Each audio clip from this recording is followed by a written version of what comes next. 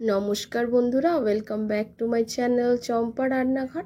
আজ আমি আপনাদের সঙ্গে শেয়ার করব ঢ্যাঁড়সের একদম একটা দুর্দান্ত স্বাদের রেসিপি। খুবই কম তেল মশলায় বানিয়ে দেখাবো। নামমাত্র মশলা, বাড়িতে থাকাই মশলা দিয়েই আমি তৈরি করে দেখাবো আজকের গরমের একটা উপযুক্ত রুটি, লুচি, পরোটা, ভাত দিয়ে খাওয়ার মতো তরকারি। এখানে দেখুন বন্ধুরা, আমি 200 গ্রাম মতো ঢ্যাঁড়সকে ঠিক এইরকম একটু বড় করে কেটে নিয়েছি, আর দুটো আলুকে এরকমভাবে কেটে নিয়েছি। বড় ঢ্যাঁড়স হলে 3 ভাগ করবেন, আর ছোট ঢ্যাঁড়স হলে 2 ভাগ করবেন। একটা সাধারণ মশলা বানিয়ে নেব। নিয়েছি হাফ চামচ জিরে গুঁড়ো, হাফ চামচ ধনিয়া গুঁড়ো, আর হাফ চামচ হলুদ গুঁড়ো। এটাকে জল দিয়ে ভিজিয়ে রেখে দিতে হবে রান্নার আগে। এবারে একটা কড়া বসিয়ে নিয়েছি, আর কড়ার মধ্যে দেখুন 2 চামচ মতো তেল দিয়েছি। 2 চামচ তেলের মধ্যে ঢ্যাঁড়সগুলোকে দিয়ে প্রথমে হালকা করে ভেজে নিতে হবে। ঢ্যাঁড়সগুলোর যেন কালার চেঞ্জ না হয় সেজন্য একটু লবণ হলুদ দিয়ে ভাজবো, আর মিডিয়াম ফ্লেমে ঢ্যাঁড়সটাকে ভাজতে হবে। প্লিজ বন্ধুরা, প্রথম থেকে শেষ পর্যন্ত ভিডিওটি দেখবেন। যদি ভিডিওটি কোথাও একটু ভালো লেগে থাকে অবশ্যই একটা লাইক করবেন, প্রচুর প্রচুর শেয়ার করবেন, আর কমেন্ট করে জানাতে ভুলবেন না বন্ধুরা আপনি কোথা থেকে আমার ভিডিওটি দেখছেন। ঢ্যাঁড়সটাকে একটু নাড়াচাড়া করে একটু হলুদ আর লবণ দিয়ে দিলাম। এবার একটু মিডিয়াম ফ্লেমে ভাজবো। বন্ধুরা প্লিজ বন্ধুরা, আমার এই ছোট্ট চ্যানেলে আপনাদের সাপোর্ট আর সাহায্যের খুবই প্রয়োজন আছে। প্লিজ বন্ধুরা সাপোর্ট করবেন আর পাশে থাকবেন।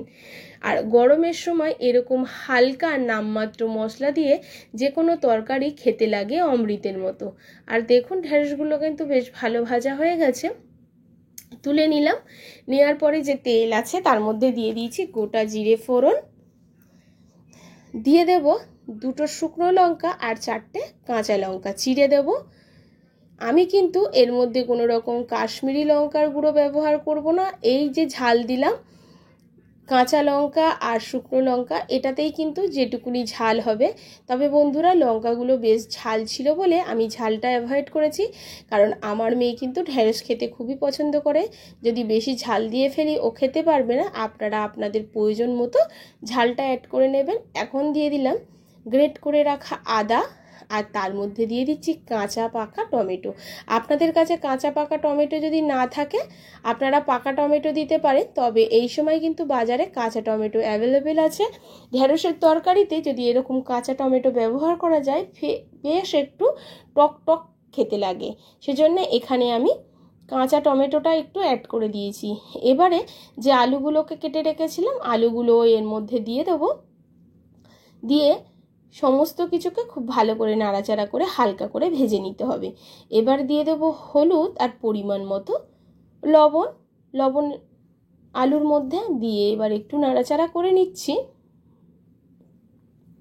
নাড়াচাড়া করে রেখে একদম গ্যাসের ফ্লেমটাকে লোতে করে দেবো, দিয়ে এটাকে 5 মিনিটের জন্য ঢাকা দিতে হবে। প্লিজ বন্ধুরা এই রেসিপিটা আমার রিকোয়েস্টে অন্তত বাড়িতে একবার বানিয়ে দেখবেন। এটা কিন্তু ভীষণই সাদা মাঠা একটা রেসিপি, কিন্তু খেতে ভীষণই টেস্টি হয় বন্ধুরা। এবারে দেখুন ঢাকনাটা 5 মিনিট পরে তুলে নিয়েছি। এবার একটু নাড়াচাড়া করে দিচ্ছি আলুটা যাতে তলায় লেগে না যায়। ঢাকাটা দেওয়ার কারণে কিন্তু মশলাগুলো বেশ কষানো হয়ে গেছে, আর আলুটাও কিন্তু হালকা সিদ্ধ হয়ে গেছে। আপনারা যদি ঢেকে ঢেকে রান্না করেন যে কোনো রান্নার কিন্তু স্বাদ দ্বিগুণ হয়। এবারে আবারও একটু নাড়াচাড়া করে দিচ্ছি।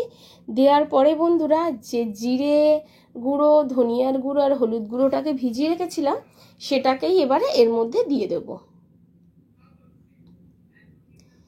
এবারে খুব ভালো করে এটাকে কষিয়ে ফেলতে হবে মিনিট 3 ধরে।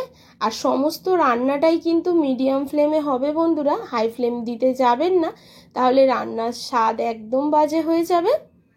টমেটোগুলো কিন্তু বেশ গলে গেছে, আর এদিকে মশলাটার সঙ্গে আলুটা বেশ কষানো হয়ে গেছে। এখন এর মধ্যে ভেজে রাখা ঢ্যাঁড়সগুলোকে দিয়ে দেবো, দিয়ে আবারও একটুখানি কষিয়ে নিচ্ছি। দেখুন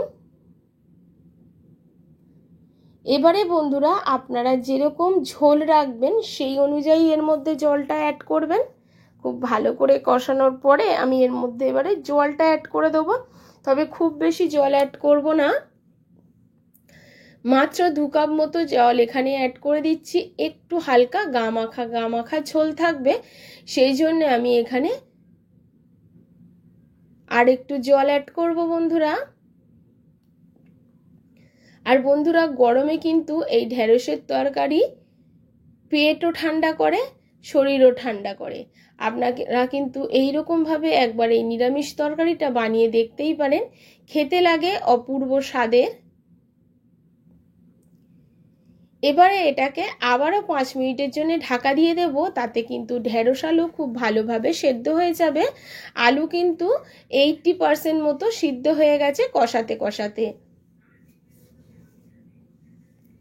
আর মাত্র আপনারা বিশ্বাস করুন 15 থেকে 20 মিনিটের মধ্যে রান্নাটা একেবারে কমপ্লিট হয়ে যায়। আর দেখুন বন্ধুরা, ঢাকাটাকে 5 মিনিট পরে খুলে নিলাম, একটু নাড়াচাড়া করে দিচ্ছি। খুব বেশি কিন্তু তেল এখানে ব্যবহার করিনি, মাত্র 2 চামচ তেলেই রান্নাটা কমপ্লিট করে ফেলেছি। আর আলুটাকে আমি দেখিয়ে দিচ্ছি কত সুন্দর সেদ্ধ হয়েছে বন্ধুরা। এবারে একটা আলুকে একটু ভেঙে তরকারির সাথে মিশিয়ে নিচ্ছি, এতে তরকারিটাও একটু ঘন হবে আর খেতেও টেস্টি হবে বন্ধুরা। এখন আমার একদমই রেডি হয়ে গেছে এই ঢেঁড়সের তরকারি। এবার গ্যাসের ফ্লেমটাকে অফ করে দেবো আর একটা প্লেটে তুলে দেখিয়ে দেবো। দেখুন বন্ধুরা কতটা সুন্দর হয়েছে। এই রকম তরকারি দিয়ে দুপুরের ভাত বা রাতের লুচি রুটি পরোটা কিন্তু জাস্ট জমে যাবে। নমস্কার বন্ধু।